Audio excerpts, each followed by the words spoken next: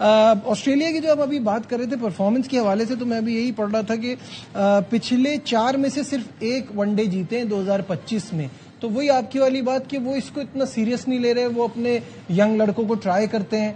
और ट्राई तो कुछ हम भी कर रहे हैं, लेकिन हमारी ट्राई का भी समझ में नहीं आता कि पिछले में क्या थे, इस बार क्या है, आगे आने वाले में क्या लेंगे, और इन सब का एक जो मजमुआ बनेगा उसमें से वर्ल्ड कप में क्या लेके जाएंगे। उनका बड़ा मुनज़्ज़म एक सिस्टम है। क्रिकेट ऑस्ट्रेलिया के ऑफिस में बहुत ज्यादा लोग काम नहीं करते।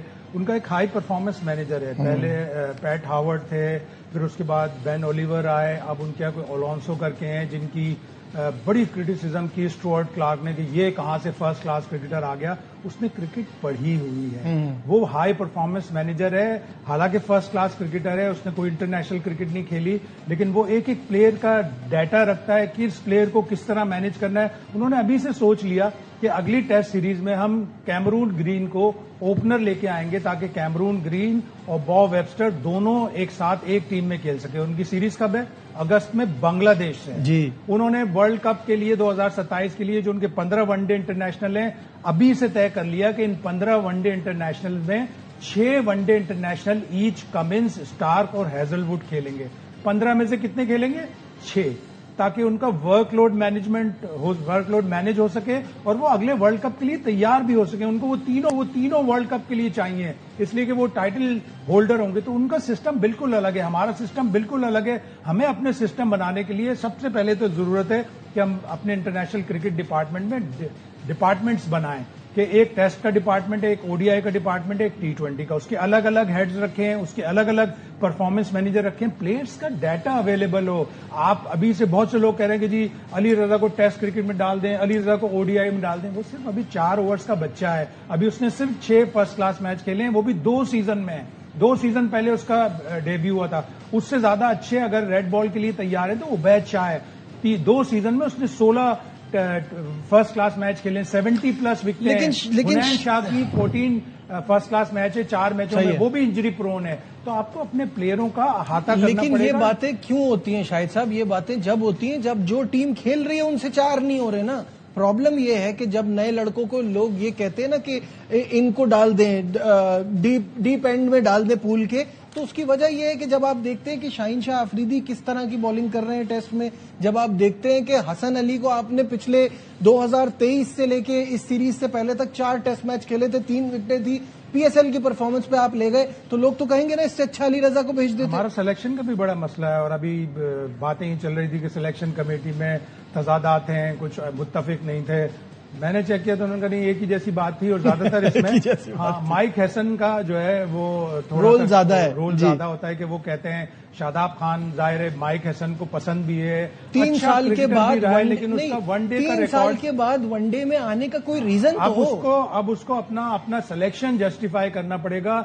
माइक हैसन को शादाब खान का सिलेक्शन जस्टिफाई करना पड़ेगा, चाहे उसमें सिलेक्शन कमेटी की सीट थी या नहीं थी। सही बात। शादाब खान को अपना सिलेक्शन जस्टिफाई करना पड़ेगा, माइक हैसन को जस्टिफाई करना पड़ेगा।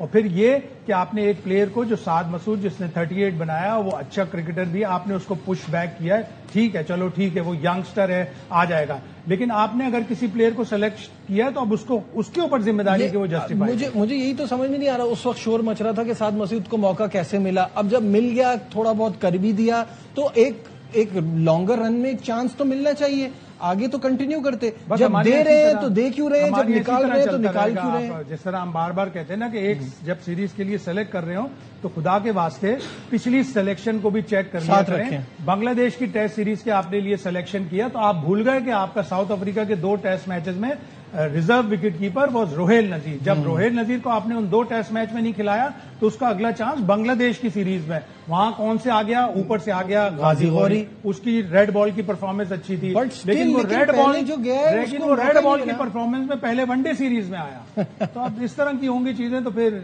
यही सारे नतीजे आएंगे, रिजल्ट आएंगे। सही बात है। यहाँ लेते एक ब्रेक से शाहिद साहब बात कर रहे थे वेस्ट इंडीज के खिलाफ टेस्ट सीरीज के हवाले से, उस पर बात करेंगे, कहीं मत जाइएगा, विल बी राइट बैक। ये आपने देखा ये रिपोर्ट में कि पाकिस्तान और वेस्ट इंडीज की सीरीज, ये 2 टेस्ट मैचेस की सीरीज, और जब से बांग्लादेश के खिलाफ टेस्ट सीरीज हुई है, अब टेस्ट सीरीज का सुन के एक अजीब सा खौफ आता है, क्योंकि जब हमारा बांग्लादेश के खिलाफ शाहिद साहब ये हाल था तो वेस्टइंडीज तो हमें नहीं छोड़ने वाली, क्योंकि अब सारी दुनिया आपको रीड करती है, देखती है, उस पर स्टडी करती है, उनको पता है कि आपका पेस के खिलाफ क्या हाल है। पिछले वर्ल्ड टेस्ट चैंपियनशिप साइकिल में हमसे एक दर्जा ऊपर थे, हम 9 थे, वो 8 थे। बिल्कुल ऐसे हमें 1-1 सीरीज ड्रॉ करके वो गए तो वो 8 पे आए, हम 9 पे आए। एक जैसी टीम है, दोनों टीमों की बैटिंग बड़ी खराब है, बहुत रिस्की है, लेकिन वो अपनी यहाँ खेलने में उनको ज्यादा आसानी होगी। उनकी फास्ट बॉलिंग बहुत जबरदस्त है, 4 फास्ट बॉलर बड़े कमाल के हैं। उन 4 फास्ट बॉलरों को खेलेगा कौन? सबसे ज्यादा मुश्किल शमाज जोसेफ है। 3 ऑस्ट्रेलिया के टेस्ट जो पिछले साल हुए थे उसमें 22 विकेटें थी उसकी 3 टेस्ट मैचों में। फिटनेस उसकी प्रॉब्लम रहती है, इसलिए कि थोड़ा लेथ है, एथलेटिक बॉडी है तो, लेकिन वो फिटनेस उसकी हमेशा मशकूक रहती है। 2 मैच खेलता है फिर इंजर्ड हो जाता है। लेकिन उनकी बैटिंग में 2-3 ऐसे प्लेयर है, Shai Hope, Roston Chase, Brandon King और चौथा जस्टिन ग्रेव्स। अभी उसने डबल 100 न्यूजीलैंड में इस साल के शुरू में बनाया था। वो आखिरी 8 टेस्ट मैचेस में वो वाहिद शिकस्त से बचे थे वेस्ट इंडीज वाले कि वो टेस्ट मैच उसने डबल 100 बना के ड्रॉ करवा दिया था। तो वहां पे दोनों टीमों की बैटिंग का मुकाबला होगा, जो बैटिंग अच्छा करेगा वो टेस्ट मैच जीत जाएगा। शायद साहब आपने दोनों टीमों को मिलाया, मैं तो जो इनकी बैटिंग देख रहा हूं उनमें कभी ना कभी, जैसे आपने अभी जस्टिन ग्रीव का नाम लिया, बड़ी इनिंग खेल, हमारे तो बड़ी इनिंग खेलने वाले मुझे प्लेयर नहीं दिखते। हमारे यहाँ भूख रन्स की कम हो गई है, 50, 60, 70 पे आके लगता है कि मेरा काम पूरा हो गया। हम जो दूसरे साइकिल में 2 सीरीज खेले थे उसमें एक टेस्ट मैच में शाहीन शाह अफरीदी ने 8 आउट किए थे, लेकिन हम पहला टेस्ट में शायद 1 या 2 विकेटों से हार गए थे। आखिरी विकेटों ने उन्होंने रन्स बना लिए थे। और हमारी टेस्ट टीम की खास बात है कि हम टेल एंडर से जरूर रन करवाते हैं। बांग्लादेश के तो टेल एंडर्स खुश होते हैं फिर वो हमें साउथ अफ्रीका वाला भी याद है जिसमें महाराज ने और मुत्तुस्वामी ने, रबाडा ने 71 बताइए, वहां पे भी।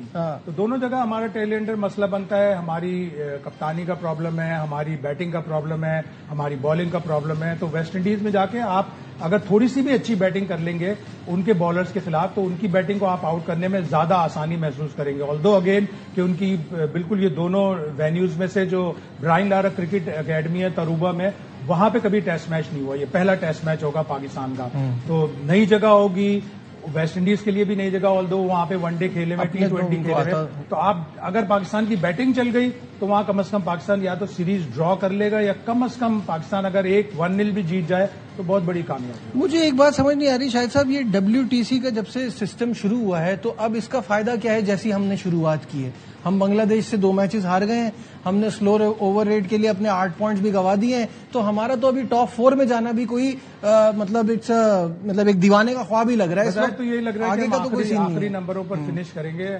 अगर थोड़ी रिस्पेक्टेबल 6ठी या 5वीं पोजीशन आ जाए तो अच्छा है, इसलिए कि वेस्ट इंडीज की सीरीज तो मुश्किल है ही। आगे इंग्लैंड की सीरीज बहुत मुश्किल होगी, वहां पे बैटिंग करना बहुत मुश्किल होगा। ऑल्दो हमारे पास 2-3 बड़े अच्छे बॉलर है स्विंगिंग कंडीशन के। अब्बास का वहां रिकॉर्ड बहुत ही जबरदस्त है, वो काउंटी का किंग है। मोहम्मद अली वहां पे इफेक्टिव होगा, नसीम शाह वहां पे इफेक्टिव होगा, शाहीन शाह अफरीदी वहां पे इफेक्टिव होगा, लेकिन सवाल ये होगा कि वहां रन्स कौन करेगा? ये तो इशू आ रहा है।